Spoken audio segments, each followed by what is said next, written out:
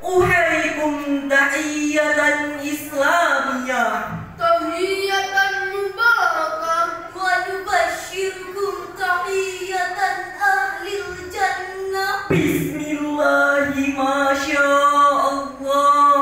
La yasunnu khairan illallah. Bismillahi masyaallah. La yasunsu illallah. Bismillahi masyaallah. Ma kanna bi ni'matin illallah. Bismillahirrahmanirrahim. Ila hadratikus sadati sadati. Ajibu hadasalam. Assalamualaikum warahmatullahi wabarakatuh. Alhamdulillahi wassalatu wassalamu ala rasulillah wa ala alihi wa sahbihi wa man tabi'ah. Asyhadu an la ilaha illallah wa asyhadu anna muhammadar rasulullah. Amma ba'd. Yang kami muliakan Dewan Hakim dan Arif dan Bijaksana, yang kami hormati bapak-bapak, ibu-ibu, nenek, mama, tua, tenggane, dan yang kami sayangi hadirin wal hadirat dan seluruh peserta lomba yang insya Allah diberkahi oleh Allah Subhanahu wa Ta'ala. Hadirin yang dimuliakan Allah, pertama-tama marilah kita panjatkan rasa puji syukur atas kehadirat Allah Subhanahu wa Ta'ala dengan mengucapkan Alhamdulillahi Rabbil Alamin, yang mana kita masih diberikan kesehatan sehingga masih berkumpul di acara ini. Yang kedua, sholawat dan salam tidak lupa kita kirimkan kepada baginda Nabi Muhammad sallallahu alaihi wasallam dengan lafaz Allahumma sholli ala sayyidina Muhammad wa ala ali sayyidina Muhammad. Beliaulah pangeran tampan, Panglima perang, Dan pemimpin umat Islam. beliau rela melewati gurun mendaki gunung, Dan menyeberangi lautan. demi menegakkan kalimat tauhid la ilaha illallah.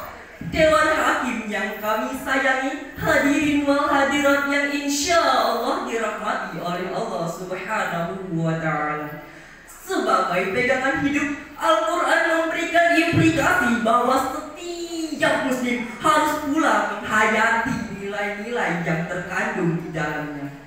Nilai-nilai itu kemudian akan menjadi kekuatan yang memotivasi dan mendasari kegiatan sehari-hari, dan sebagai alat perjuangan dalam bidang kemasyarakatan dan keilmuan, termasuk di era digital saat ini.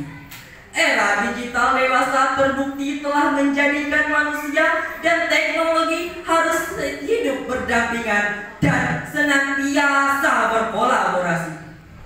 Manusia saat ini sangat bergantung pada teknologi digital yang merupakan produk ciptaannya sendiri. Kominfo merilis bahwa pengguna internet Indonesia pada tahun 2020 mencapai 175,5 juta jiwa. Hal ini mengalami kenaikan sebesar 25 juta atau 17% dari tahun sebelumnya, yaitu 2019.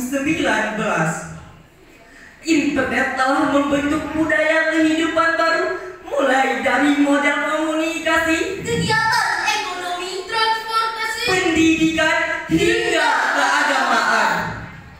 Teknologi digital memang memberikan kemudahan bagi siapa saja, tetapi teknologi telah melahirkan berbagai konten informasi yang tidak benar dan dapat dengan mudah memicu kesalahpahaman dan memicu kebencian antar kelompok. Dalam bidang keagamaan, teknologi digital turut melahirkan gagasan keagamaan tertentu yang membentuk sebuah pemikiran yang tertanam dalam pemahaman masyarakat. Pengalaman keagamaan yang bersifat personal, fatwa-fatwa yang tak berdasar, serta ilmu pengetahuan yang tidak jelas nadanya diciptakan sedemikian rupa untuk menggiring opini masyarakat.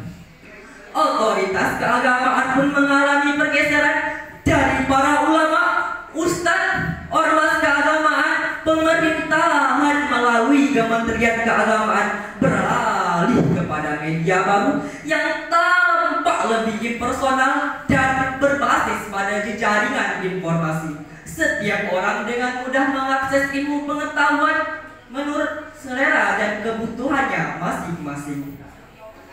Teknologi informasi dengan berbagai inovasi yang dilahirkannya sejatinya adalah sebatas alat untuk kehidupan saja, bukan tujuan. Teknologi informasi adalah salah satu alat untuk mendekatkan diri kepada Allah Subhanahu wa Ta'ala dan sebagai sarana untuk menjalankan misi sebagai Khalifatullah fil ardh, yaitu untuk mewujudkan kedamaian dan rahmat bagi seluruh alam. Oleh karenanya, pengelolaan teknologi informasi harus tetap disandarkan pada petunjuk Allah Subhanahu wa Ta'ala yang termaktub di dalam Al-Quran. Oleh karenanya, hadirin, dalam kesempatan ini izinkan kami menyampaikan syarahan Quran yang berjudul Mengelaborasi Sifat Qurani di Era Teknologi Digital dengan landasan surah Ar-Rahman ayat 33 sebagai berikut.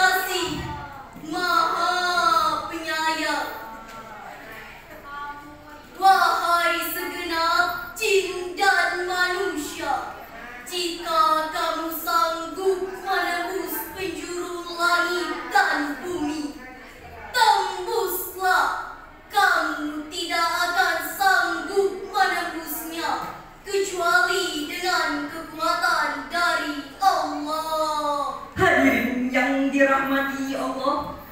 Dalam tafsir Ibnu Katsir sebagaimana dijelaskan dalam kitabnya Surah Ar-Rahman ayat 33 ini menjelaskan bahwa kita tidak akan bisa melarikan diri dari perintah Allah Subhanahu wa Ta'ala dan takdirnya.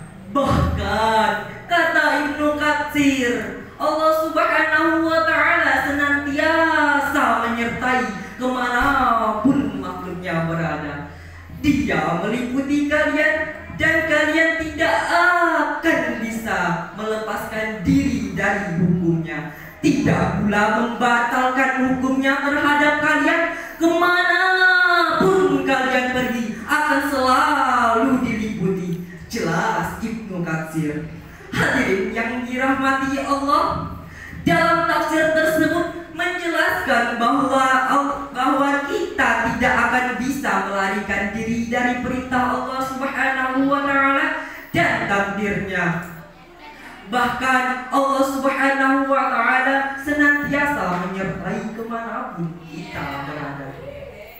Hadirin yang dirahmati Allah, yang pertama yang harus kita lakukan agar kita tidak menentang larangan Allah Subhanahu wa Ta'ala adalah kita harus selalu mentabadilkan segala informasi yang kita dapati di media sosial. Karena agar kita terhindar dari fatwa-fatwa yang tak berdasar serta ilmu pengetahuan yang tidak jelas sanadnya. Karena memviralkan informasi hoax di tengah-tengah masyarakat sekarang sangatlah mudah. Tidak menggunakan dari mulut ke mulut lagi, tapi menggunakan dari medsos ke medsos lainnya. Sehingga bisa terbaca lebih dari 1.000 orang dalam hitungan jam. Proses tabayun dilakukan pada 2 hal, yaitu si pembawa berita dan isi berita itu sendiri. Budaya tabayun dapat menekankan penyebaran berita hoax yang ada di masyarakat. Dengan menekankan budaya tabayun terhadap segala informasi yang kita dapati, kita telah menghindarkan banyak orang dari berita-berita dan informasi hoax dan menghindarkan dari fitnah yang ada di dunia maya. Sebagaimana hadis Nabi Muhammad SAW tentang besarnya dosa fitnah. Al-fitnatu asyaddu minal qatl, yang artinya fitnah itu lebih kejam daripada pembunuhan. Oleh karenanya hadirin, sebaiknya kita menghindarkan diri kita dari fitnah yang ada di masyarakat. Karena hal itu sama halnya dengan memakan bangkai saudara sendiri. Hadirin yang dirahmati Allah, yang kedua yang harus kita lakukan adalah selalu memperjunjung tinggi akhlak. Walau berada di era kemajuan teknologi digital, kita harus selalu memperdombakan akhlak terhadap sesama manusia agar kita terhindar dari permusuhan, pertentangan, penyindiran yang ada di media sosial. Walau jadi berada di era teknologi digital, namun hati tetap menegakkan self-color moral, Moral outlook on life. Moral way of thinking. and moral worldview. Hadirin yang dirahmati Allah, mari kita dengarkan landasan surah Al-Mulk ayat 29 sebagai berikut. Qul huwar-rahmanu amanna bihi wa 'alaihi tawakkalna. Fasata'lamuna man huwa fi dhalalin mubin.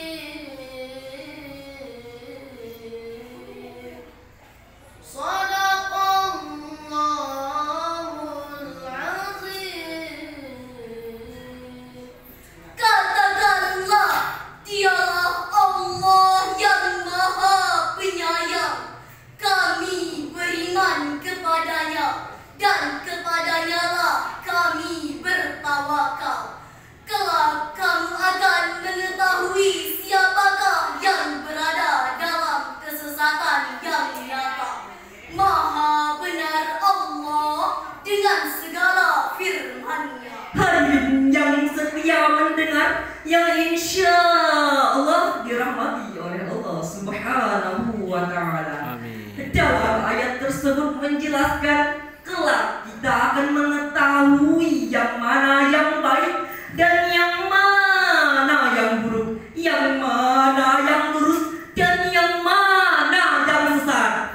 Hadirin sekalian, jadi kesimpulan syarah Quran kami kali ini adalah agar kita selalu mentabayunkan segala informasi yang kita dapati di media sosial dan selalu menyikapi kemajuan teknologi digital dengan sifat Qur'ani dan selalu memperjunjung tinggi akhlak walau berada di era kemajuan teknologi digital.